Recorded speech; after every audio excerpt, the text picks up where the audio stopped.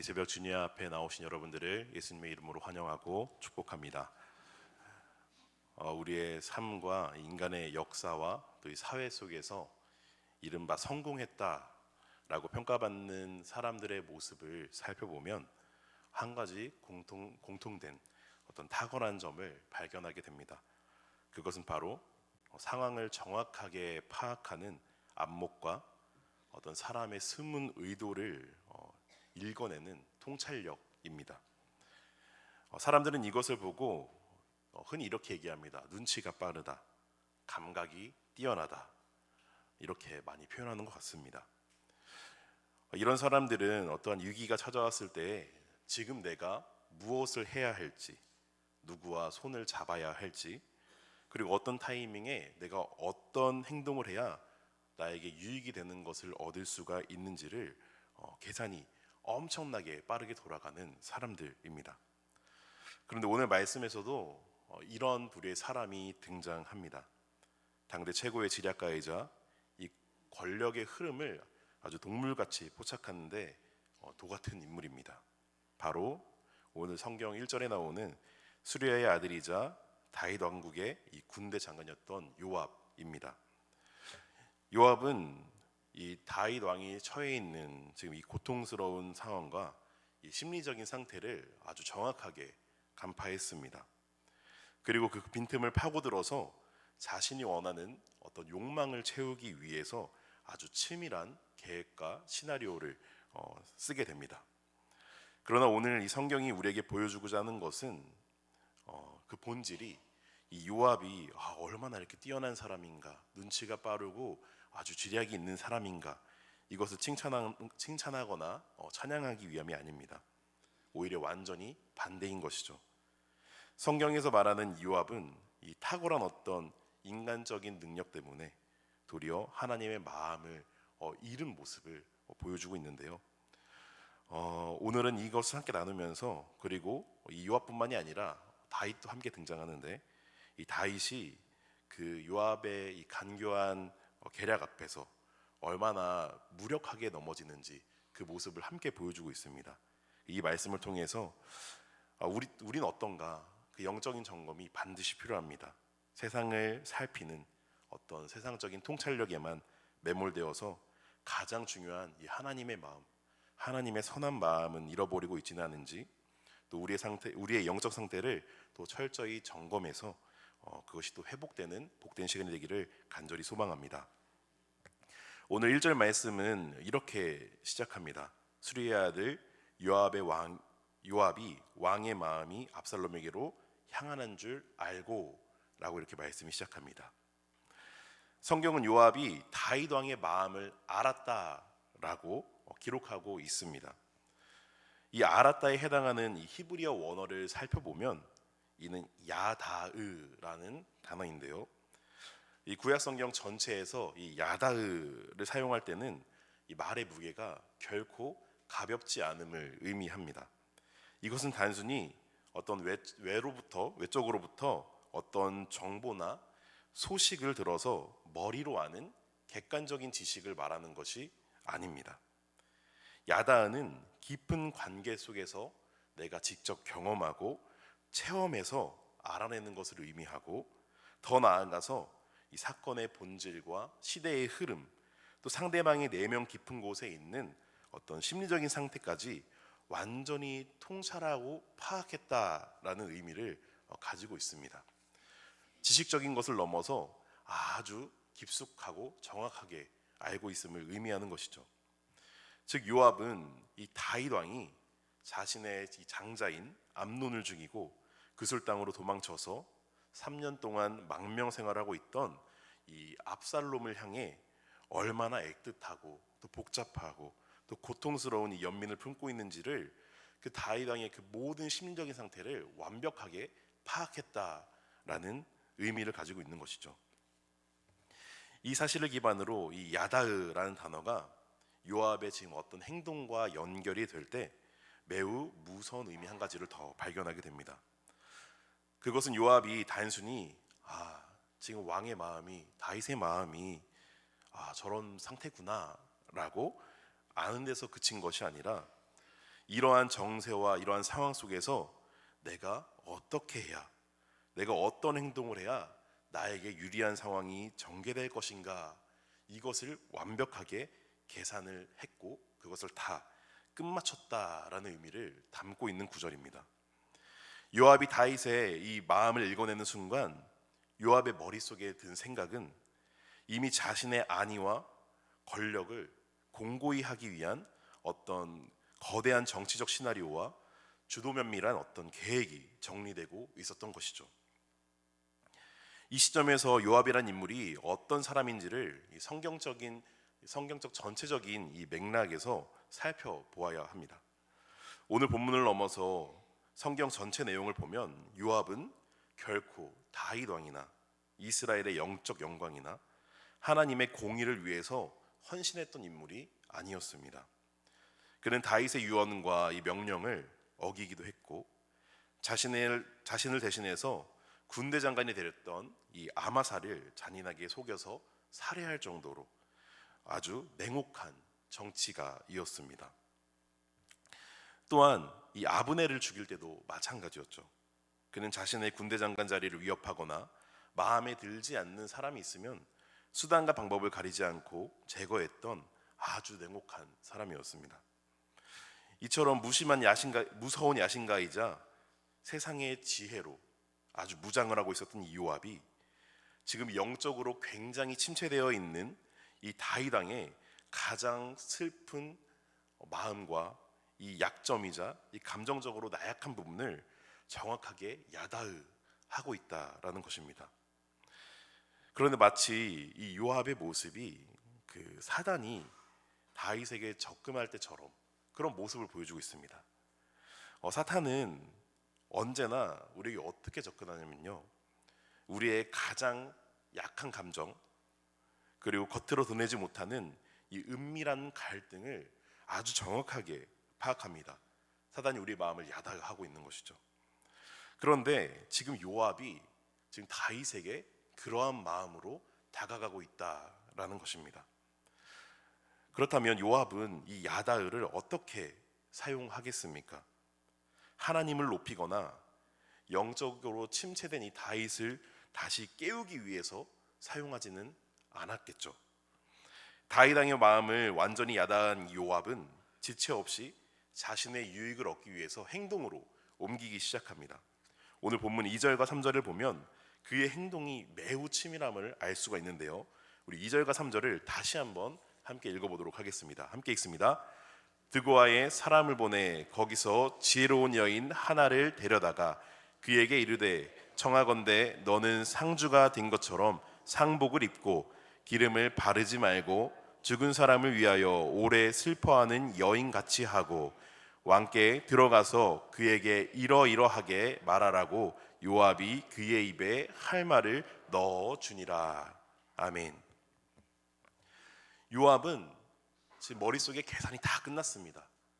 어떻게 해야 되는지 다 계산이 끝났는데 그 계획이 얼마나 치밀했냐면 다윗 왕 앞에 자신의 생각을 직접 나아가서 전하지 않습니다. 아주 압살롬이 돌아와야 된다는 이 사실을 공식적으로 어필하지 않는 것이죠. 왜 그랬을까요? 압살롬은 이래나 저래나 형제를 살해한 죄인이었습니다. 그런데 왕의 사적인 감정만으로 압살롬이 돌아올 수 있도록 해달라고 대놓고 요구하는 것은 어떤 국가의 공의를 흔드는 아주 위험한 발언이 될 수 있다는 것을 너무나도 잘 알고 있었습니다. 자칫 잘못했다가는 자신의 계획이 틀어질 수도 있는 거예요. 자신의 의도와는 다르게 다윗의 분노를 살 수도 있는 아주 그런 모험을 할 필요가 전혀 없었던 것이죠. 그래서 요압은 철저히 자신을 뒤로 숨기고 예루살렘으로부터 남쪽으로 떨어져 있던 이 드고아에서 한 지혜로운 여인을 데리고 와서 그녀의 입술에 자신이 하고 싶은 말들을 다 심어서 이 다윗의 감정적인 부분을 아주 정교하게 흔들 수 있는 그런 말들을 심어줍니다.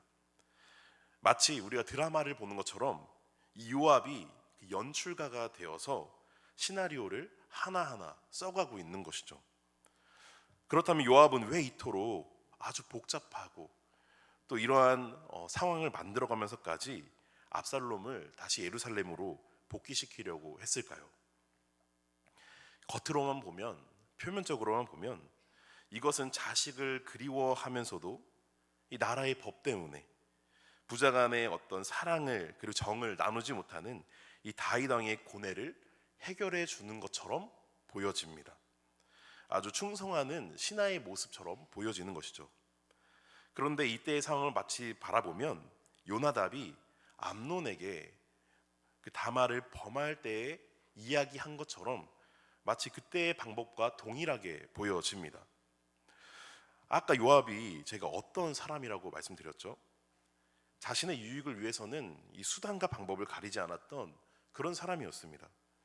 그렇다면 지금 요압의 이러한 행동은 당연히 다윗을 위한 어떤 요구가 아니었습니다. 오로지 자신의 유익만을 위한 요구였던 것이죠. 이 행동의 배후에는 철저하게 요압 이 개인의 어떤 정치적인 실리나 또 향후 자신의 지위의 이 안정을 도모하려는 어떤 이런 고도의 계산이 깔려 있었던 것입니다.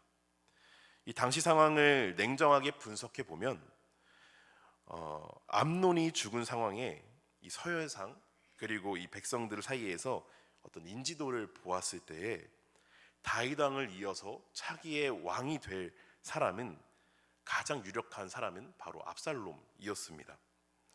요압은 지금 현재의 왕 다윗뿐만이 아니라 다윗이 죽은 후에도 자신에게 이 전개될 어떤 미래의 권력의 이동의 이 흐름을 내다보고 그 압살롬을 데리고 오려고 한 것이었죠. 지금 내가 다윗 왕의 이 마음을 움직여서 압살롬을 무사히 예루살렘으로 돌아오게 한다면 압살롬은 나에게 빚을 짓는 것이다. 이러한 생각을 분명하게 했던 것입니다. 즉 요압은 압살롬의 마음을 사기 위함이었습니다. 현재 다윗 치하에서 누리고 있는 이 군대 장관의 어떤 절대적인 권력을 다음 세대 왕에서도 그 다음 세대 왕의 치하에서도 자신이 보장받고 유지하려는 아주 얄팍한 수법을 쓰고 있는 것이었죠. 요압의 관심사 안에는 하나님의 공의가 바로 서는 것도 없었고 이 다윗 가문의 어떤 영적 회복도 전혀 없었습니다. 오직 나의 자리를 어떻게 하면 영원히 지킬 수 있을까? 이런 정치적인 욕망만 가득하게 들어있던 것이죠. 그래서 다윗의 이 마음을 이용한 것입니다. 사랑하는 성도 여러분, 이 요압의 모습을 보니 어떠합니까? 혹은 어떤 마음이 드십니까? 하나님이 주신 이 지혜, 우리의 놀라운 이 지혜와 이성과 이 통찰력, 여러분들은 어떤 것을 위해서 사용하고 계십니까? 야다의 그냥 지식적인 것을 넘어서 내가 아주 깊숙이 알 수 있는 것, 한 사람의 마음을 꿰뚫는 것, 그리고 그 사람을 내가 어떻게 바라보고 또 어떻게 도우려 하고 계십니까? 혹은 그 사람을 나의 목적과 유익을 위해서 그 사람의 마음을 통해서 이용하고 계시지는 않습니까? 간절히 원하기는 우리가 가진 이성과 통찰력을 요압과 같이 나의 유익을 위해서 또 나의 야망을 이루기 위해서 그 도구로 삼지 마시고 오직 하나님의 뜻을 잘 분별해서 영적 지혜로 바꾸어서 하나님이 기뻐하시고 나의 유익이 아니라 하나님의 공의와 하나님의 나라가 세워지는데 기쁨으로 사용될 수 있도록 그렇게 항상 주의하시고 경계하시는 여러분 되시기를 간절히 소망합니다. 더 나아가서 우리 마음 가운데 요압과 같은 이 간교한 어떤 정치적 계산과 사리사욕이 틈타지 못하도록 여러분의 마음이 늘 주님께 사로잡혀 계시기를 간절히 소망합니다. 그런데 오늘 말씀에서 우리가 눈여겨보고 또 경계해야 할 것은 지금까지 나누었던 이 요압의 모습이 아니라 사실은 다윗의 모습에 더 집중해야 합니다. 다윗은 지혜롭고 하나님께 충성된 종이었습니다. 또 하나님을 누구보다 사랑했고 하나님을 최고로 알았던 왕이었습니다. 그런데 지금 다윗이 이 상황을 전혀 영적으로 깨닫지 못하고 있습니다. 오히려 인간적인 마음에 아주 충실하게 움직이고 있다라는 것이죠. 요압의 명을 받고 다윗을 찾아온 이 드고아 여인의 거짓 이야기를 듣고 다윗의 마음에는 엄청난 동요가 일어나게 됩니다. 왜 그렇습니까? 지금 이 드고아 여인의 이야기가 사실은 자신의 이야기거든요. 여인의 거짓 이야기는 정확하게 지금 자신이 처한 이 가정의 비극, 암논이 압살롬에게 죽임을 당하고 압살롬이 도망쳐 있는 이 상황을 그대로 투영하고 있기 때문에 그렇습니다. 드고아 여인의 이야기에 마음이 완전히 빼앗겨 버린 이 다윗은 오늘 본문 8절에서 성급하게 판결을 내리게 되는데요. 우리 8절 말씀을 다시 한번 함께 읽도록 하겠습니다. 함께 있습니다. 왕이 여인에게 이르되 내 집으로 가라. 내가 너를 위하여 명령을 내리리라. 아멘. 다윗은 그 여인의 편을 들어주면서 그 아들의 생명을 보장해 주겠다라고 약속합니다. 더 나아가서 오늘 본문에는 나오지 않지만 이 여인이 더 확답을 요구하자 하나님의 이름까지 일컬으면서 맹세하는 모습까지 보여줍니다. 사랑하는 성도 여러분, 우리가 알던 다윗 왕의 모습은 어떻습니까? 다윗은 어떤 사람이었죠?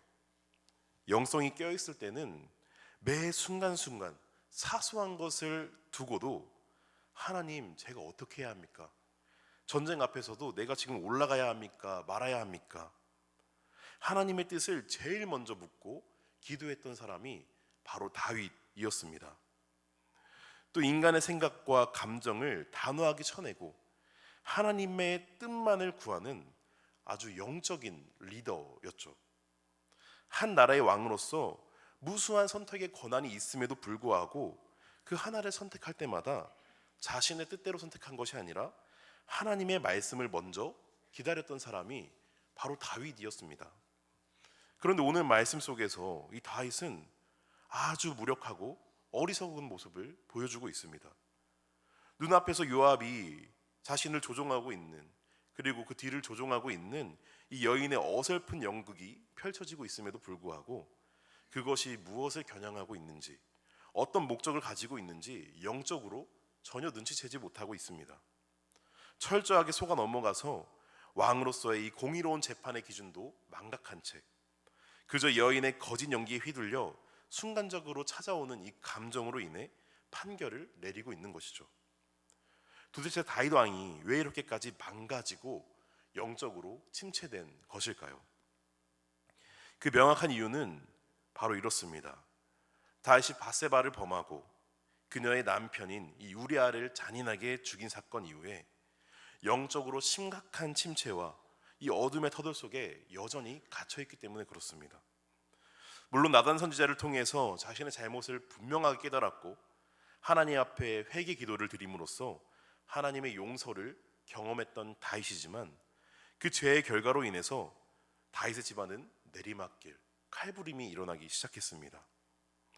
암논이 이본누이 다말을 범하는 끔찍한 사건이 터졌을 때도 다윗은 분노하기만 했을 뿐 정당한 어떤 율법적인 처벌을 내리지 못했고 그리고 방관하게 이르게 됩니다.